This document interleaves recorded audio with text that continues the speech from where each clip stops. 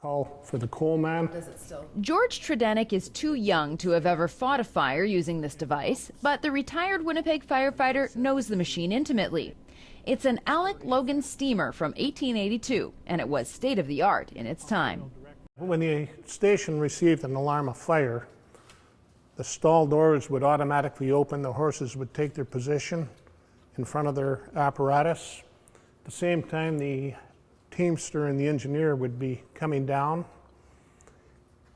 The teamster would harness the horses. The engineer would get his fire going. This was the firebox, and this was full of coal.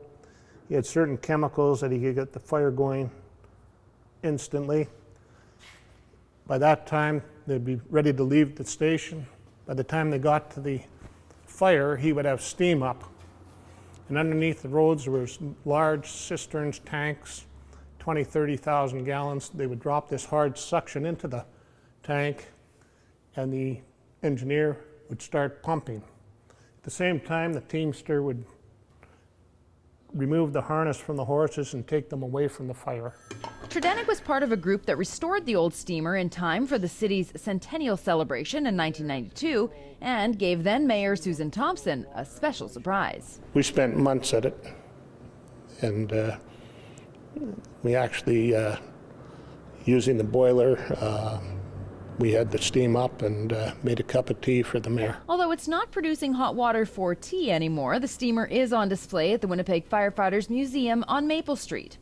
The museum houses hundreds of pieces of Winnipeg firefighting history, dating all the way back to 1869 when the WFD was a volunteer-run organization. Professional firefighters were hired in 1882 when the city became too big for volunteers to handle the work. The museum is housed in the old number 14 station fire hall on Maple. It was built in 1904 and was active until 1990. Back in its heyday before motorized fire trucks, the hall was home to a large stable of horses. Back here, it's all been remodeled, but this was the stalls for the horses. They had 13 horses here. 9 were on duty at all times, 3 were spares.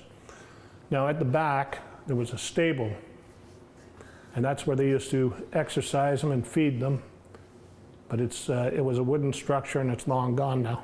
The horses ran until 1932. They were no longer needed once the 1930 LaFrance Fomite rolled onto the scene.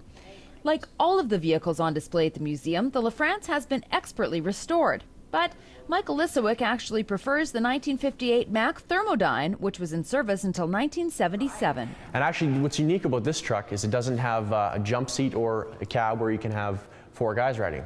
So you'd have your officer on the right-hand side, your driver, your pump operator on the left, and you'd have 2 guys riding on the back. Like right there? Right there, right on the tailboard. So you can imagine how that would be in the wintertime in minus 40.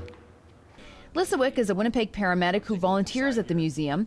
He's looking forward to one day joining the Winnipeg Fire Department and says spending time at the old number 14 station is inspiring.